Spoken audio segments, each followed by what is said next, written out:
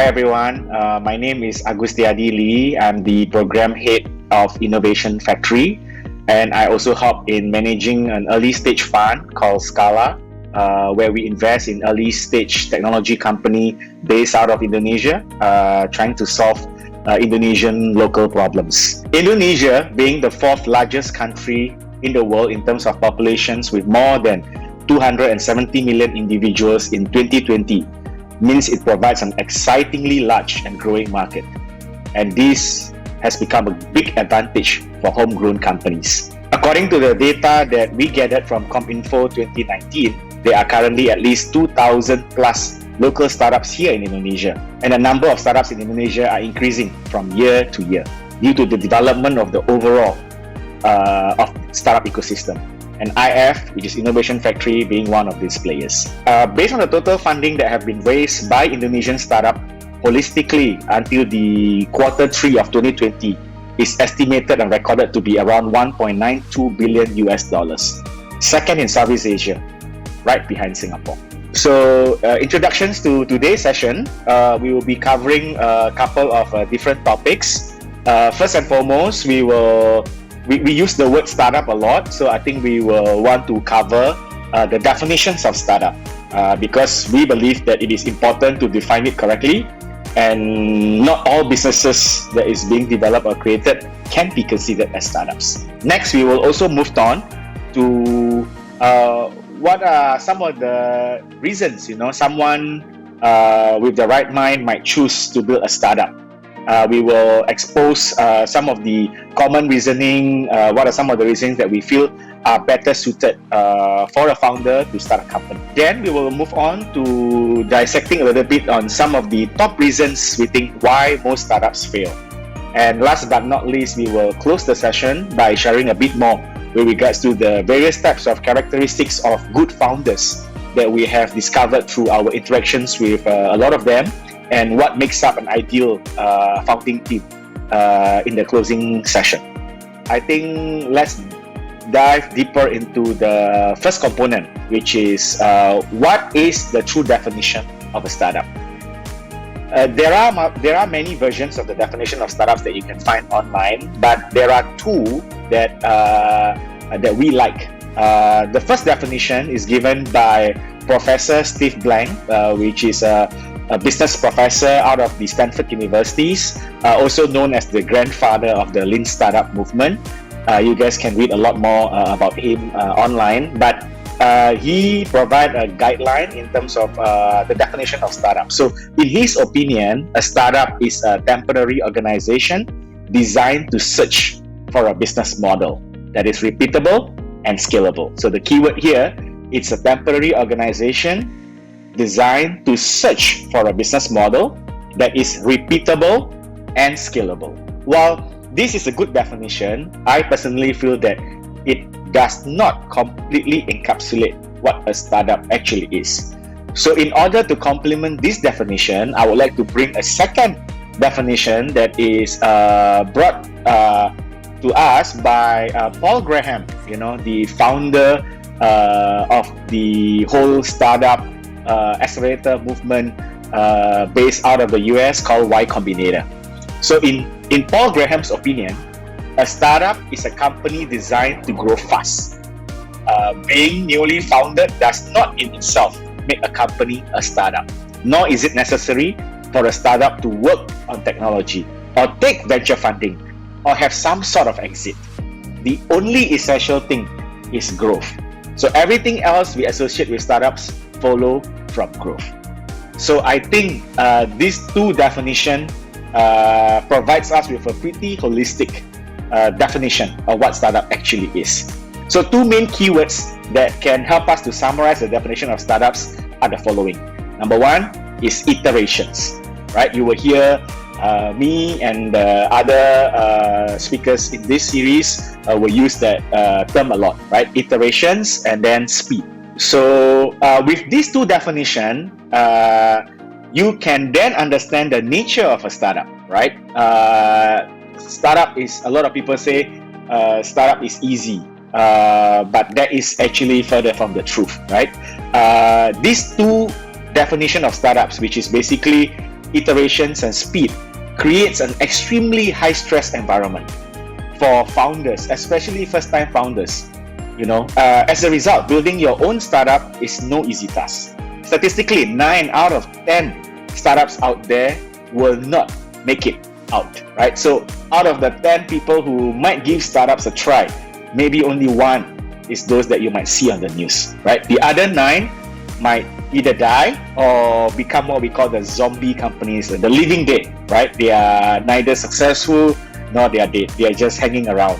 But that's not the point of why you would like to start a startup in the first place. So as such, not everyone is suited to be startup founders. As an organization like Innovation Factory, we would love to see a lot more people will take up this path to be founders, start your own company, and we are there, to be able to help you, to support you throughout your journey from start to finish. However, we would like to put a disclaimer that startup is not for everybody. Building a startup is often equated to riding a roller coaster, right? You get the high of the highs and you get the lows of lows. Sometimes that happens within the same day. There are stories of people being able to close a funding round on the morning, and then at night you hear one of your best team members resigning, and joining competitor startups or joining another companies. These highs and lows are pretty common and happens all the time within a startup founder's life. So that's the reason why we think that startup is not for everybody. And if you still believe that you are suited for entrepreneurships and you are motivated that you want to be an entrepreneur, we believe that you must have the right reason why you want to build your own startups. If not, we believe that your ride will not last. Next, now we are moving on to the topic number 2, which are what are some of the common reasons founders decides to build their own startups. And there's no right or wrong reasons of why somebody would like to take this path less traveled, but we believe there are reasons that are better compared to the other. So let me give the most 2. I wouldn't say it's incorrect, but more of the common reasons why some people get into startups, right? And they are number 1 because of money. A lot of people are motivated by money. So when they open their online portal, they look at startup news portal like Tech in Asia. Even in mainstream media these days, you will start to see news of a lot of different startups raising millions of dollars. The rag to riches story, this company is being valued at $1 billion, that company is going for IPO, and you feel that you might be having a FOMO moment, the fear of missing out. I think money is a lousy motivator. The reason being is that when you are if you are at the high positions of your startup journey, this might be okay, right? But as we have described earlier, startup journey is like a roller coaster ride. So in the lowest of your lows, right? That's where your motivations, if it is just money, you will be tested by the furnace of startup stress, and you will then start to see. You will start to observe your friends, your families. They are making better money than you. You are not paying yourself enough. In fact, you are owing your employee their next paycheck. And that kind of stress can get to you, right? And you will start to see the grass is greener on the other side. And what do you think will happen next? You will be at the exit door. The second most common reasons some people do startups is fame, Again, back to what the media wants you to see, right? You see people taking nice photos. They are Forbes 30, under 30, and then you look at yourself, where are you right now? Then you get jealous. You think that, hey, if they can do startups, I can do too. You join the hype. Usually, I've seen a lot of founders, who come for the wrong reasons. They will start to question themselves in the middle of the journeys, and again, they will be standing at the exit door, sooner or later. Those are, I think, two most common reasons that I don't think are appropriate, because there are many other ways to gain fame, to gain money, other than building a startups. So then you might ask me, so what is the correct reason of how a founder should start a company? Again, there are no right or wrong answer to this question. There are many reasons, but the two most common reasons that we think are appropriate and should be encouraged are the following. Number one is when opportunities are pulling yourself into the startups, or what we call these accidental types of company. You being at the right place at the right time. And I think this is best illustrated if I can give a couple of examples or case studies so you might understand them better. So let me use some international example as well as some local examples to give some context. I will give an example. This company called Facebook, I guess everybody also knows who Facebook is and what Facebook does. Again, similarly, it also started off as an accidental company. Mark Zuckerberg doesn't start out to say that I want to build a service that can cater to billions of people and connecting everybody around the world. It started off as a joke. If you have watched the movie The Social Network before, then you might be able to reconnect back in terms of the origin stories of how Facebook was started. Looking at opportunities at hand, being at the right place at the right time with the right conversions of ideas and many accidental experiments, a company can be formed. And sometimes when you are put in that positions, whether you like it or not, you might be pulled into entrepreneurships. And from what we see historically, there are a lot of famous companies that we see today that get their origin story or their starting journey from those channels or from those angles. Second good reason we think will be mission-driven companies, right? So it's a company that is founded by a group of founding teams that are extremely passionate about tackling a particular set of problems. We call them mission-driven entrepreneurs, right? So they are not looking towards fame, they are not looking towards money, they don't have opportunities at hand that pulls them into the business, but it's really focusing on the starting point being passionate about making sure that the problems that they care about get solved. Tesla, right? So when Elon exited his previous company, he has a couple of millions of dollars, and he looked around for some of the interesting problems that he believes need to be solved. One of it we know, he started a SpaceX company, which because he believes interspatial travel is important. He also invested in his cousin's company called Solar City because he believed that solar energy distributions and growth is important to tackle climate change, right? And last but not least, the trend, of moving from fuel cars to electric cars, and that's the birth of the idea of Tesla. And being such a mission-driven company, they are able to rally a lot of resources so far to be where they are today. There is no right or wrong reasons of why somebody should go and build a company, but we feel that if we looking at the low probability of success for startups, it's best to equip yourself to make sure that you enter the journey with an open eye, come in with the right reasons, and that will improve your success along the way. Some of the main reasons startups fail. We will highlight 4 top common reasons of why startups fail. And in the later sessions in this series, we will also dive deeper into each of the components. And for those of you who might be interested, you can tune in to that section separately. So let's start. The first reason, one of the most common reasons why startups fail, is that the founding team do not do proper validation. We call them the leap to faith startups, right? So once you get the idea, you will immediately go into building the solutions. You skip the customer discovery process. You never get out of the building. You never talk to potential customers, get a better understanding about the market in terms of its size, and you straight jump into the building the solutions. And that process sometimes might take a long time. And when you have spent that months to sometimes years, building the solutions.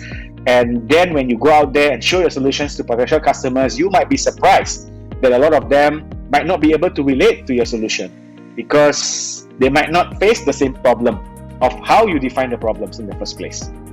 Number two, your solutions might not be the right solutions that they are looking for to solve the problems that they have. Or sometimes the market that you're trying to enter might actually be a niche one, right? It might be a super small market that are not able to get extended beyond that, and then you might fail to rally resources, other founders, other team members, or even venture money to be able to allow you to test and develop this idea further. The second reason why we believe startups usually fail is that they have slow iteration cycles. Back to the definition that we have defined earlier, that the two keywords that's important for startups is iterations and speed, and this is captured nicely into this particular reason, right? So a lot of startups have a fixed runway. They have raised a short amount of money that they believe that within this period of time they can go from point A to point B.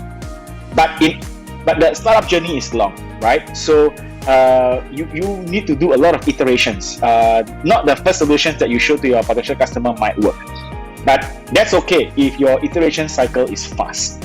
So the faster your iteration cycles, the more iterations that you can do within a particular runway or a period of time, and therefore you increase the chance of your success within this time frame.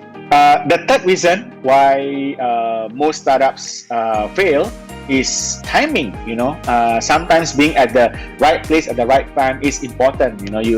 We cannot forget to attribute some of this startup success to luck, and timing is a component of that. And if you would like to learn more about the importance of timing in a startup journey, you can tune into a TED Talk by Bill Gross on YouTube, and you can find more reasons. But just a summary here that I will share through a use of a couple of examples, right? So the first one will be another international startups that we might know or might not know, called Airbnb, right? That was a home sharing services for travelers that was started at the right time.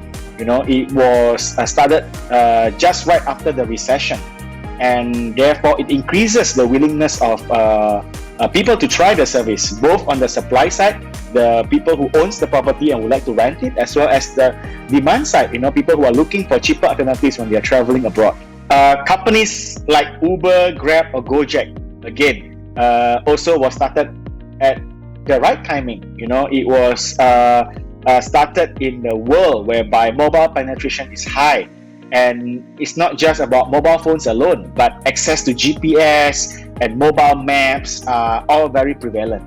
And imagine, if Gojek or Grab is a service that is available in the world without maps being widely available, right? And then most of the people who wants to be drivers might not be qualified to be drivers because they don't know the road.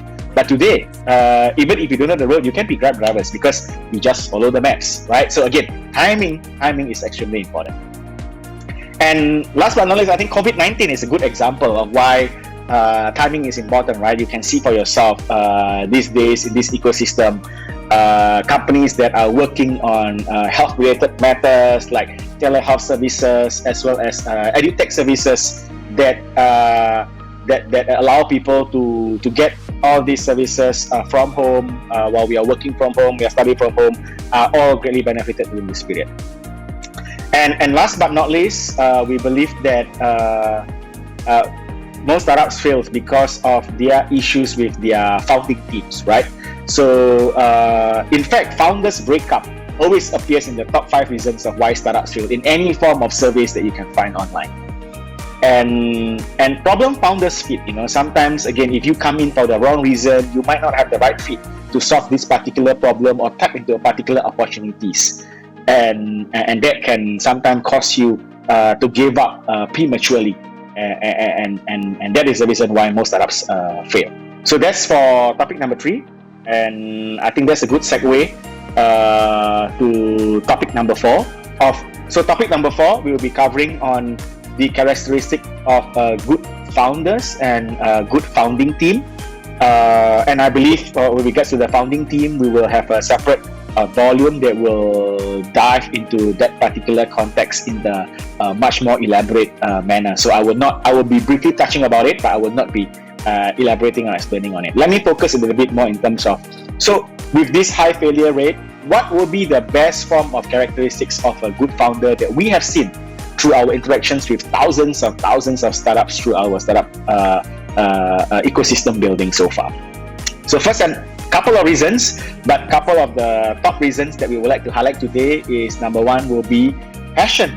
We are looking for founders who are extremely passionate, not passionate for money or fame, but passionate to solve the problem that helps them to enter the startup journey in the first place, right? We like founders who breathe, eat, and sleep that idea or that problem, right? They are not easily satisfied. They want to always chase for better and better improvements so that they are able to solve that problem better. We like startup founders who has high level of greed, or in short, we can call it perseverance. Somebody who don't easily give up. And again, that falls back.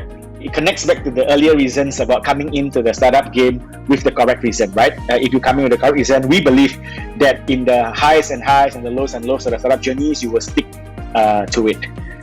We also believe that startup founders who portrays a sense of resourcefulness, somebody who is more on the problem solver, getting things done kind of person will be generally very helpful. And having a bit of charisma doesn't hurt, right? Because the startup journey requires you to sell yourself, sell your ideas to investors. You need to sell the idea to your potential team members to join you as co-founders. Eventually, sell yourself and your business, to potential team members to join you and build the business together.